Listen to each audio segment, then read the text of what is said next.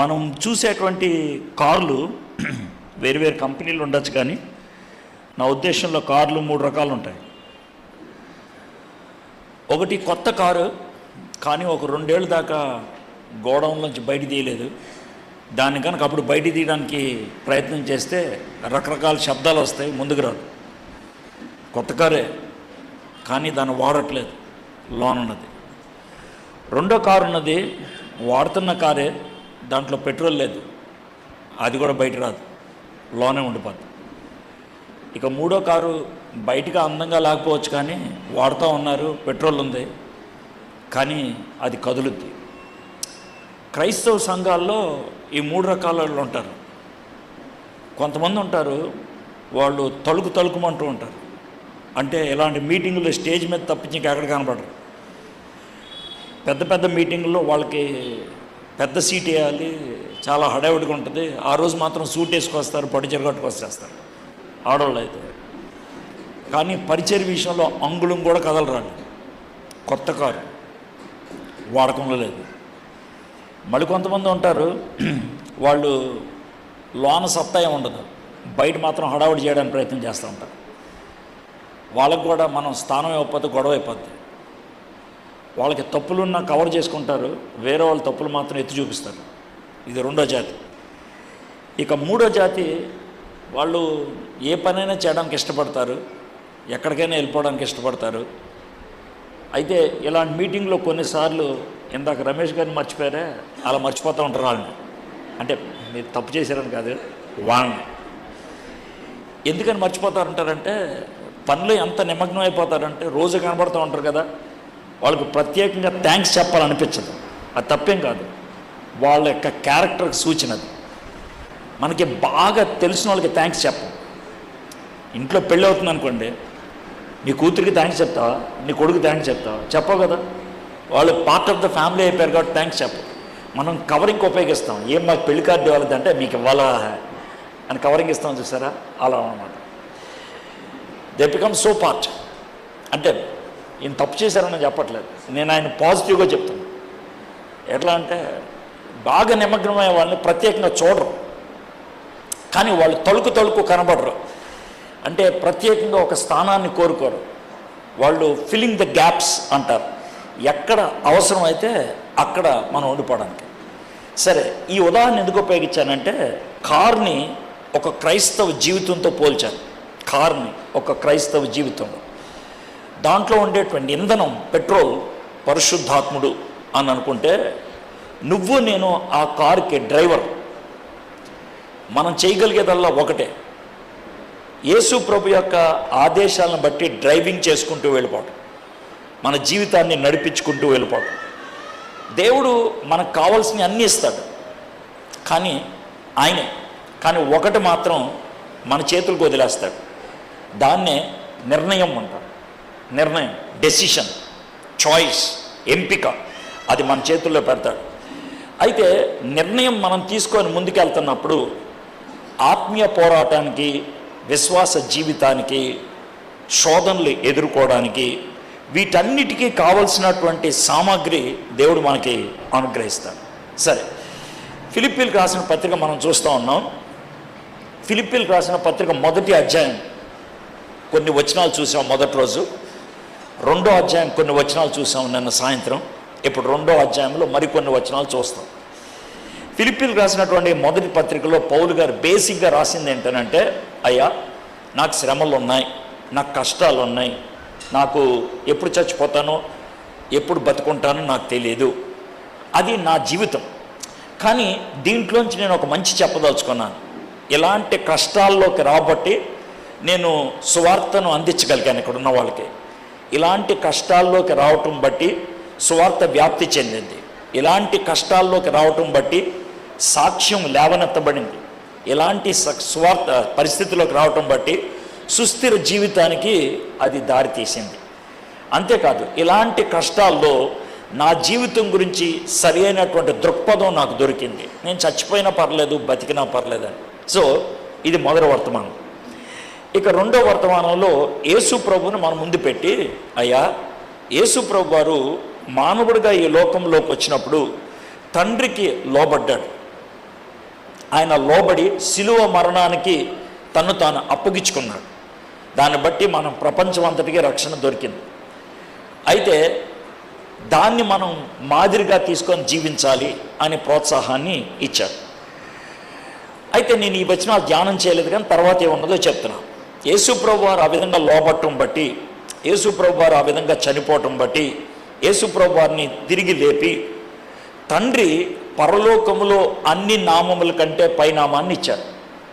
సాధించింది అది, సంపాదించింది అది, కష్టపడి సాధించింది అది. యేసుప్రభు వారు కష్టపడి సంపాదించారు, కష్టపడి సాధించారు. మన తరపున ఆయన అక్కడికి తీసుకెళ్ళటం అనేది. అందుకని అన్ని నామముల కంటే పైనామము యేసుప్రభు వారికి ఇచ్చారు. ఇది అయిపోయిన తర్వాత 2వ అధ్యాయం 12వ వచనం నుంచి 18వ వచనం దాకా ఈరోజు మనం ధ్యానం చేద్దాం. ఒకసారి నేను చదువుతాను ఆ భాగాన్ని. ఇది కొంచెం డిఫరెంట్గా ఉంటుంది. అంటే ఈరోజు వర్తమానం అంటే ఒక బోధలాగా, ఒక టీచింగ్ లాగా ఉంటుంది. క్లాస్ రూమ్లో టీచ్ చేసినట్లు ఉంటుంది. నేను నిన్న మొన్న అరిసినట్లు అరవను, చాలా కూల్గా మాట్లాడతాను ఈరోజు. అంటే నేనేదో భయపడి కాదు, టాపిక్ అలాంటిది, చాలా కూల్గా ఉంటుంది. అయితే సార్ అంటే మాకు ఏం గుచ్చుకోదానంటే ఇప్పుడే ఎక్కువ గుచ్చుకుంటుంది, నెమ్మదిగా మాట్లాడతాను. అర్థమైందా? అరిస్తుంటే అంత గుచ్చుకోపోవచ్చు, కానీ నెమ్మదిగా మాట్లాడితే నెమ్మదిగా మాట్లాడుతున్నారు కదా అని వినేస్తారు. ఆ ఇంటే లోనికి వెళ్ళిపోద్ది, తగులుతుంది. అది విషయం. ఓకే.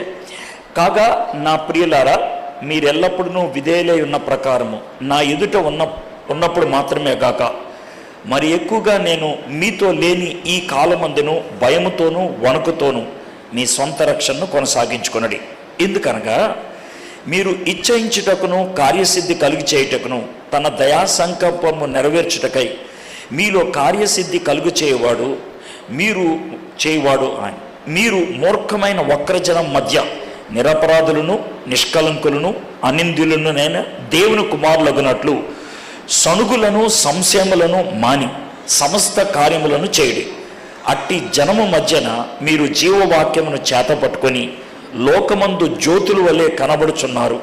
అందువలన నేను వ్యర్థముగా పరిగెత్తలేదనియు నేను పడిన కష్టము నిష్ప్రయోజనము కాలేదనియు క్రీస్తు దినమున నాకు అతిశయ కారణము కలుగును. మరియు మీ విశ్వాస యాగములోను దాని సంబంధమైన సేవలోను నేను పానార్పణముగా పోయినబడినను నేను ఆనందించి మీ అందరితో కూడా సంతోషించుచుదును.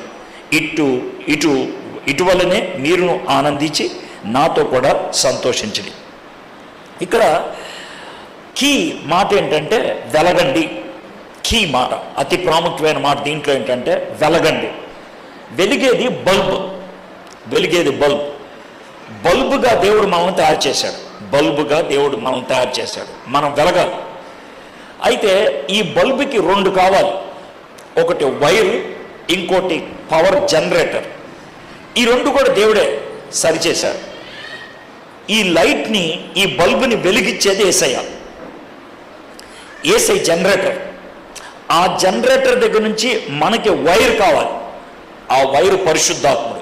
సార్, వైరు పరిశుద్ధాత్ముడైతే, జనరేటర్ ఏసై అయితే, నేను బల్బ్ అయితే ఎందుకు వెలగట్లేదు అని అంటే స్విచ్ దేవుడు నీ చేతిలో పెట్టాడు. స్విచ్ని దేవుడు మీ చేతిలో పెట్టాడు. మీరు స్విచ్ చేస్తే ఎలుగుద్ది, స్విచ్ వెయ్యకపోతే వెలగదు.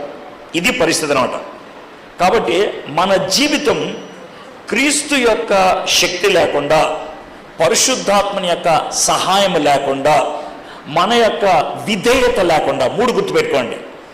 క్రీస్తు యొక్క శక్తి లేకుండా, పరిశుద్ధాత్మని యొక్క సహాయం లేకుండా, మన యొక్క సమర్పణ లేకుండా, శక్తి, సహాయము, సమర్పణ, ఈ 3 కలిస్తే వెలుగుద్ది. యేసుప్రభు శక్తి ఇవ్వటంలో ఎప్పుడు కూడా వెనకం చేసేవాడు కాదు. పరిశుద్ధాత్ముడు సహాయం చేయడానికి ఎప్పుడూ సంసిద్ధంగానే ఉన్నాడు. కానీ సమస్య ఏంటంటే మన సమర్పణతో. మనం ఎంతగా లోబడితే, ఎంతగా సమర్పించుకుంటే, ఎంతగా నొక్కితే ఆ విధంగా జరుగుతుంది. మీలో కొంతమంది ఈరోజు కొత్తగా వచ్చారు కదా. ఫిలిప్పీలకు రాసినటువంటి పత్రిక పౌలు భక్తుడు 62-61 ఈ మధ్యకాలంలో రాశాడు. ఆయన రోమా ప్రిజన్లో, జైల్లో ఉన్నాడు. ఆయన తనకి ఎప్పుడైనా మరణం వాటిల్లొచ్చు, ఆయన చచ్చిపోవాల్సింది, కానీ ఏదో కారణం చేత వదిలేశారు. అంటే దేవుని చిత్తం లేదు కాబట్టి వదిలేశారని చెప్పాలి.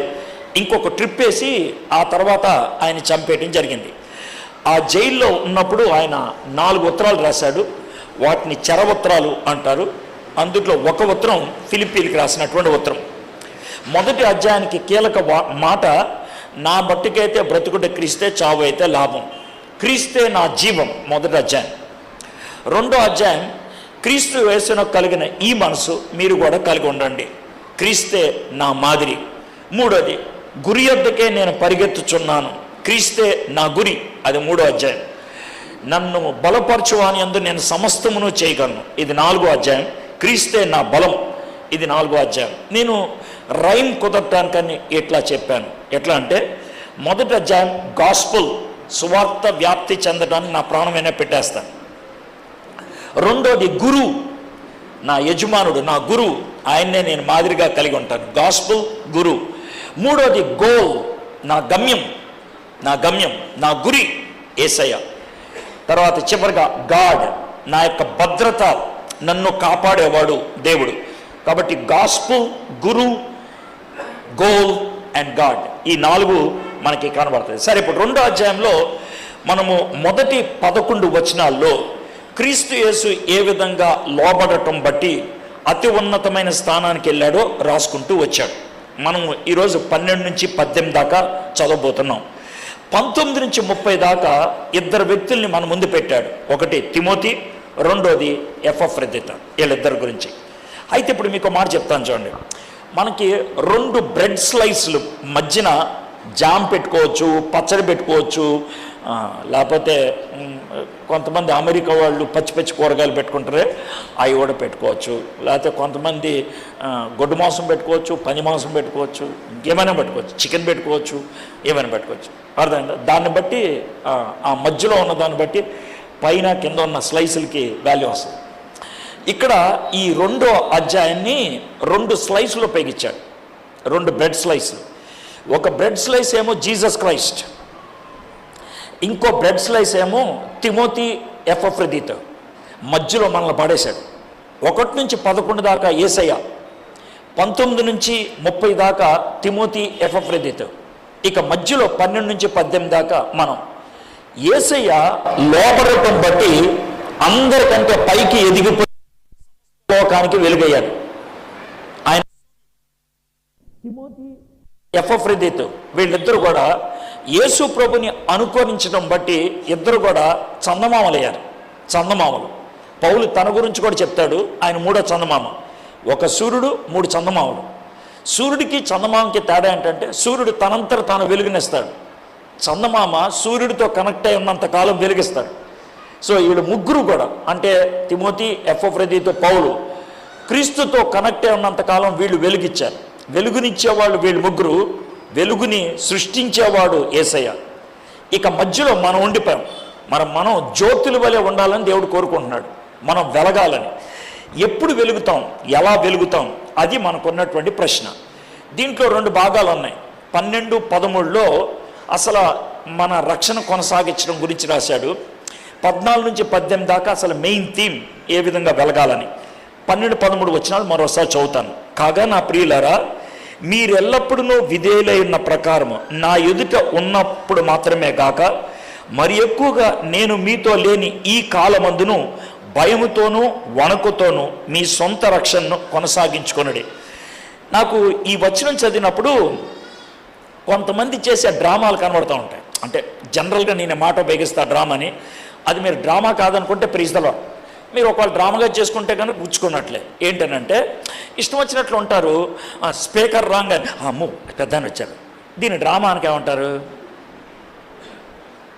చాలామంది చేస్తూ ఉంటారు, మీరు గమనించారు కదా, ఇది డ్రామా.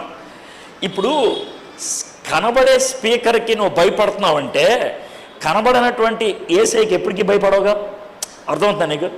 అందుకని పౌలు ఏమంటున్నాడంటే, బాబు నేనున్నప్పుడు మీరు జాగ్రత్తగానే ఉంటున్నారు, మరి నేను లేనప్పుడు అప్పుడు ఇంకా జాగ్రత్తగా ఉండాలి. నేను లేనప్పుడు మీకు అర్థమైంది కదా. కాబట్టి దాన్ని మేము ఎన్ని కోణాలు ఆలోచించాలంటే అన్ని కోణాలు ఆలోచించవచ్చు. చర్చిలో ఉన్నప్పుడు మీరు జాగ్రత్తగా ఉంటున్నారు, ఇది దేవుని సన్నిధి అని. అయితే ఈ గోడ దాటంగానే గుంటూరు కారం ఎలా ఉందిరా అని అంటే ఎలా ఉంటుంది?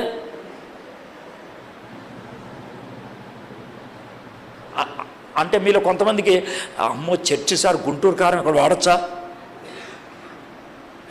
అని అంటే అక్కడ వాడచ్చా? అక్కడికి ఇక్కడికి తేడా ఏంటో నాకు తెలియదు, నాకు తెలియదు. ఒకవేళ అలాంటి భావజాలాలు మీకు ఉన్నట్లయితే దానికే ఇదన్నమాట. బాబు, కనబడుతున్నప్పుడే కాదు మీ యొక్క వేషాలు ఉండేది, కనబడినప్పుడు కూడా ఉండాలి. పబ్లిక్ మీద ఉన్నప్పుడే కాదు, పబ్లిక్ లేనప్పుడు కూడా ఉండాలి. పవిత్రత గురించి ఒక ఆయన విధంగా నిర్వచనం ఇచ్చాడు. పవిత్రత అంటే ఏంటి అని అంటే, ఎవ్వరు లేనప్పుడు, నువ్వు ఒక్కడివే ఉన్నప్పుడు, నువ్వు ఒక్కదానివే ఉన్నప్పుడు, నీ ఆలోచనలు, నీ చేష్టలు, నీ చూపులు, నీ పనులు, అది నీ పవిత్రతను సూచిస్తుంది. ఎవ్వరు లేనప్పుడు, నువ్వు ఒక్కడివే ఉన్నప్పుడు, నువ్వు ఒక్కదానివే ఉన్నప్పుడు ఏం చేస్తున్నావు, ఏం చూస్తున్నావు, ఏం తింటున్నావు, ఏం తాగుతున్నావు, ఎలా ప్రవర్తిస్తున్నావు, అది పరిశుద్ధత. పౌలు ఈ 12వ వచనంలో అలా చెప్పడానికి వచ్చాడు. 13వ వచనం, ఎందుకనగా మీరు ఇచ్చయించుటకును కార్యసిద్ధి కలుగు చేయుటకును తన దయా సంకల్పం నెరవేర్చుటకై మీలో కార్యసిద్ధి కలుగు చేయవాడు. అయా, రక్షణ యేసు ప్రభు ద్వారా వచ్చింది. రక్షణ యేసు ప్రభు ద్వారా వచ్చింది, కృప ద్వారా ఇచ్చాడు. కృప అంటే నేను ప్రయత్నిస్తే వచ్చింది కాదు, నేను అడిగితే ఇచ్చింది కాదు, ఆయన ఇవ్వాలనుకున్నాడు, ఇచ్చాడు. నేను దాన్ని ఎప్పుడు సొంతం చేసుకుంటానంటే, ఇస్తున్నావు కదా తీసుకుంటాను అని విశ్వాసాన్ని చూపిస్తే అది నా సొంతం అవుతుంది. చచ్చిపోయిన వాడిని బ్రతికించడానికి చచ్చిపోయినోడు చేసేది ఏముండదు. లెగరా అన్నప్పుడు వాడికి వినబడితే లెగవటమే. మనము పాపంలో చచ్చిన వారు, అలాంటి వాళ్ళని మనల్ని లేపడేసాం. అది కృపతో జరిగినటువంటి విషయం. అది ఫ్రీ గిఫ్ట్. నిన్న చాలాసేపు దాని గురించి ప్రసంగం విన్నాం కదా, అందుకే ఇంకెక్కువ చెప్పట్లేదు. కాబట్టి ఈ రక్షణ కార్యం మనలో ఆరంభించింది యేసయ్య. ఇక్కడ 2 రకాలైన వాళ్ళు ఉన్నారు. కొంతమంది రక్షణ కార్యం జరిగింది, కొంతమందికి జరగలేదు. సార్ నాకు జరిగిందా లేదా అంటే ప్రసంగం అయ్యే లోపల తేలుతుంది మీకు జరిగిందో లేదు. నేను చెప్పను, మీరే తెలుసుకుంటారు. మీ ఆవిడ చెప్పదు, మీ ఆయన చెప్పడు, మీ పాస్టర్ గారు కూడా చెప్పరు. ఎందుకనంటే ప్రపంచంలో ఎవడ ముందైనా నటించవచ్చు, కానీ దేవుడి మీద నటించలేం కదా. దేవుడి ముందు నటించాం. ఎందుకనంటే కొంతమంది ఉంటారు, అద్భుతంగా పాటలు పాడవచ్చు, అద్భుతంగా వాక్యం చదవచ్చు, అద్భుతంగా వాక్యాన్ని చెప్పొచ్చు, కానీ వాళ్ళ ప్రైవేట్ జీవితం ఏంటో వాళ్ళకొక్కరికే తెలుసు. అంటే ప్రైవేట్ జీవితంలో పాపాలు ఉండవు అని నేను చెప్పట్లేదు. నువ్వు పాపం చేస్తూ ఆ పాపం నీలో ఏమాత్రం గిలి కలిగించట్లేదంటే, నువ్వు పాపపు జీవితంలో కొనసాగుతూ నీలో అది ఎలాంటి ఇబ్బందిని కలిగించట్లేదని అంటే నీకు జబ్బు వచ్చింది అని అర్థం అనమాట. జాగ్రత్త వినండి. ఒక విశ్వాసికి పాపం ఏంటో మీకు చెప్తాను. ఒక విశ్వాసికి పాపం ఏంటి అని అంటే కంటిలో పడిన నలక లాంటిది. ఒక విశ్వాసికి పాపం కంటిలో పడిన నలక లాంటిది. కంట్లో నలక పడితే మనం ఏం చేస్తాం? దాన్ని బయటికి తీసేదాకా ఊరుకోలేం, దాన్ని రుద్దుతాం. పక్కన వాళ్ళు అంటారు, వద్దు కళ్ళు ఎర్రగా అయిపోతాయి, ఆగు కొద్దిసేపు ఉన్నాక బయటకు వస్తుందని. మనం ఉండలేం, వీ కెనాట్. మన యొక్క ఆలోచనలో, మన యొక్క హృదయంలో, మన యొక్క జీవితంలో పాపం అనేది ఫారెన్ ఎలిమెంట్. నువ్వు మారు మనసు పొందినోడు అయితే మారు మనసు పొందకపోతే, కంటికి ఆల్రెడీ జబ్బు ఉంటే నలక ఒకటి కాదు 10 పడినా కూడా నీకు తెలియదు, మామూలుగా ఉండిపోతాం. కాబట్టి పాపం నీ జీవితంలో కంటి నలకలాగా ఉందా లేదా అనేది మనం ఆలోచిద్దాం. దేవుడు మనలో రక్షణ కార్యం ఆరంభించాడని ఫిలిప్పీ 1:6 రాస్తాడు. మీలో ఈ సత్క్రియను ఆరంభించిన వాడు యేసుక్రీస్తు దినం వరకు దాన్ని కొనసాగించునని రూఢిగా నమ్ముచున్నాను. సో దేవుడు రక్షణ కార్యాన్ని ఆరంభించి దీన్ని కొనసాగించండి అని చెప్తున్నాడు. దీన్ని కొనసాగించండి. రక్షణ కార్యాన్ని ఆయన ఆరంభిస్తే నేను కొనసాగించడం ఏంటి? మీ ఇంట్లో పిల్లలతో ఎప్పుడైనా ఇలా మాట్లాడారా?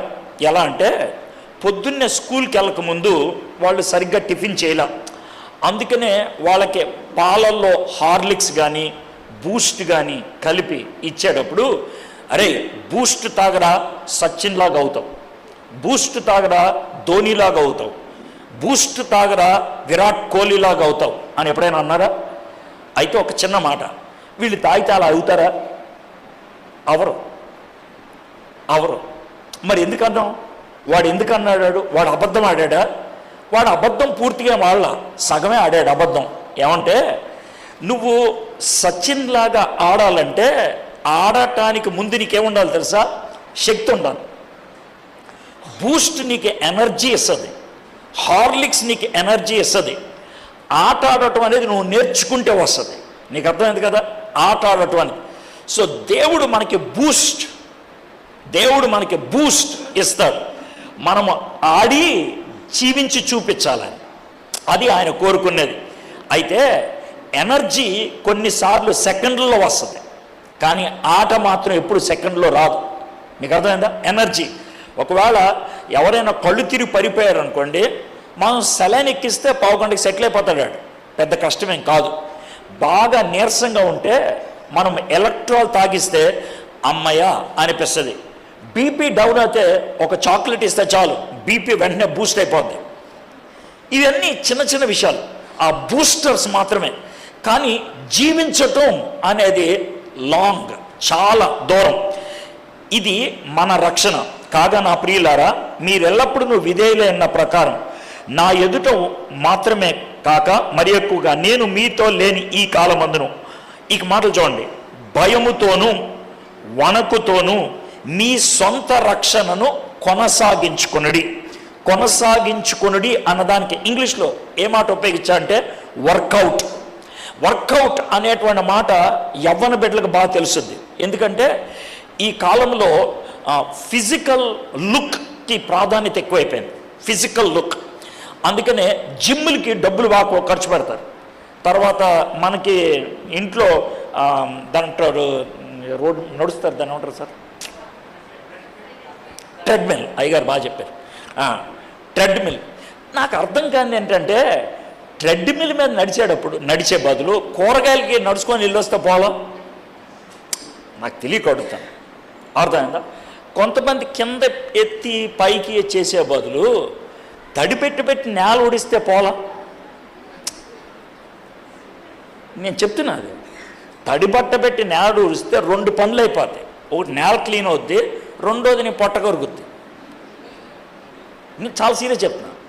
తర్వాత మీకు వాషింగ్ మెషిన్లో ఎప్పుడైనా దుప్పట్లు ఉతుకుతున్నారనుకోండి, మీరు వాషింగ్ మెషిన్లో దుప్పటి ఉతికేసిన తర్వాత జాడించడం మీరు చేశారనుకోండి, విపరీతమైన వర్కౌట్ తెలుసా అది. ఒక దుప్పటి జాడిస్తే చెమట పట్టకపోతే నన్ను అడగండి. ఒకటి కరెంటు సేవ్ అవుద్దా, రెండోది పొట్ట కరుగుద్దా, మీకు వర్క్ కూడా అయిపోయినది కదా, డబ్బులు కూడా మిగులుతాయి కదా. కానీ ఏంటంటే నామూషి, అంటే బట్టలు జాడిస్తే ప్రజలు తక్కువగా చూస్తారు. అదే బరువులు ఎత్తితే అవునా స్నాప్ తీసుకోనా అంటారు. ఏమన్నా బట్టలు జాడిస్తుంటే స్నాప్ తీసుకుంటారా? తీసుకోరు. నేల తడి బట్టతో తుడుస్తుంటే ఎవరన్నా ఫోటో తీసుకుంటారా? తీసుకోరు. కానీ ఇచ్చేస్తారు. కూరగాయలకి ఎవరైనా నడుచుకుంటూ వెళ్తుంటే కూరగాయలకి వెళ్తున్నారు, ఏదో కూరగాయలకు కూడా వెళ్తున్నాడు రా చూడాలని అంటారు. కానీ ట్రెడ్మిల్లో నడుస్తున్నాడు రా. ఎంత దరిద్రమైన జీవితం జీవిస్తున్నారు మీకు అర్థమవుతుంది ఇప్పుడు? మీకు అర్థమవుతుంది ఇప్పుడు ప్లెయిన్ లాంగ్వేజ్లో. ట్రెడ్మిల్ మీద నడిస్తే ఆడికి వాల్యూ, కూరగాయలకి నడుచుకుంటే ఇల్లు వస్తే కనుక ఆడికి వాల్యూ లేదు. అర్థమైందా? నేల తడి బట్టతో పెడితే కనుక ఆడికి వాల్యూ లేదు. కానీ ఆడే డంబెల్స్ చేస్తే ఆడికి వాల్యూ. ఈ రెండాడికి తేడా ఏంటో నాకు తెలియదు. నాకు ఈ రెండేటి తేడా ఏంటో I don't know the difference.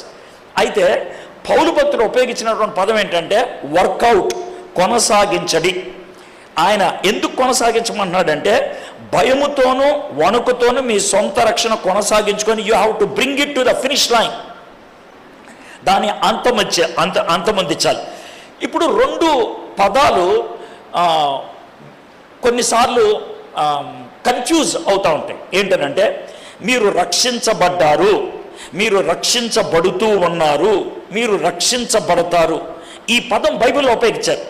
దీంతో బైబిల్ చదివేవాడికి సార్ రక్షించబడ్డారు అంటాడు, ఇక్కడ రక్షించబడుతూ ఉన్నారు అంటాడు, ఇక్కడ రక్షించబడతారు అంటాడు. సరే, ఇంతకీ నాకు రక్షణ ఉందా లేదా అనేది బైబిల్లో రక్షణ అన్న దాన్ని 3 స్టేజెస్ లాగా చూపించారు. ఈ 3 స్టేజెస్లో దేవుని పాత్ర వేరువేరుగా ఉంటుంది. ఎలాగో చెప్తా. మొదటిది, నువ్వు పాపివి, నువ్వు దుర్మార్గుడివి, ఇష్టం వచ్చినట్టు జీవిస్తున్నావు, నీ పాపంలో నువ్వు చచ్చిపోయావు. అప్పుడు ఏం చేస్తాడు దేవుడు? నీకు వర్తమానం వినేటట్లు చేస్తాడు, పరిశుద్ధాత్మ నీలో పనిచేసేటట్లు చేస్తాడు. నీవు విన్నటువంటి వర్తమానానికి, పరిశుద్ధాత్మ నీలో కలిగించేటువంటి తలంపులకి నువ్వు స్పందించి 3 పనులు చేయాలి. 1, నేను పాపిని. 2, యేసయ్య మంచోడు. 3, ఆయనే నా కోసం సిలువ మీద చచ్చిపోయాడు. ఈ 3 కనుక చేస్తే అప్పుడు యేసు ప్రభువారు సాధించిన దాన్ని నాకు ట్రాన్స్ఫర్ చేస్తారు. దీన్ని ఏమంటారంటే రక్షించబడ్డావు అంటారు. దేని నుంచి రక్షించబడ్డావు? పాపం యొక్క పర్యవసానం నుంచి రక్షించబడ్డావు. జాగ్రత్తగా, పాపం యొక్క పర్యవసానం అంటే ఏంటి? ఒకవేళ పాపంతో చచ్చిపోయావు అనుకో, ఎక్కడికి వెళ్తావు? నరకానికి. ఆ విధంగా రక్షించబడిన వాడు ఇంకెప్పటికీ నరకానికి వెళ్ళడు. ఎందుకనంటే వాడి పేరు నరకములో నుంచి పరలోకంలోకి యేసయ్య ట్రాన్స్ఫర్ చేసేసాడు. ఒకసారి పరలోకపు లిస్టులో నీ పేరు ఎక్కిన తర్వాత దాన్ని ఇంకెవరూ తొడపలేరు. దాన్ని నేను చెప్పలా, యేసు ప్రభువారు అన్నారు. ఏమన్నారంటే, నా చేతిలో నేను చెక్కుకున్నాను, దాన్ని ఇంకెవరూ తొడపలేరు. అంటే ఆ మాట ఎందుకు ఉపయోగించారంటే, నా చేతిలో చెక్కుకున్నానని గ్రీకు సంస్కృతిలో ఉన్నవాళ్ళు, రోమా సంస్కృతిలో ఉన్నటువంటి వాళ్ళు, ఇప్పుడు మనం టాటూస్ వేస్తూ ఉంటారే, వాళ్ళకి టాటూస్ ఉంటాయి. టాటూ అంటే తెలుసు కదా, పచ్చబొట్టు. అర్థమైందా? పచ్చబొట్టు. నీ పేరును నా శరీరం మీద పచ్చబొట్టు చేసుకున్నా దీన్ని ఎవరు చెరపలేరు. అది ఆయన ఇచ్చినటువంటి అష్యూరెన్స్. నీలో ఈ రక్షణ కార్యం మొదలుపెట్టిన వాడు చివరి దాకా నడిపిస్తాడు. 1:6 ఎందుకు ఉపయోగించారంటే, ఫిలిప్పీ 1:6, నేను చెక్కుకున్నా. ఇది అయిపోయిందండి, పార్ట్ 1.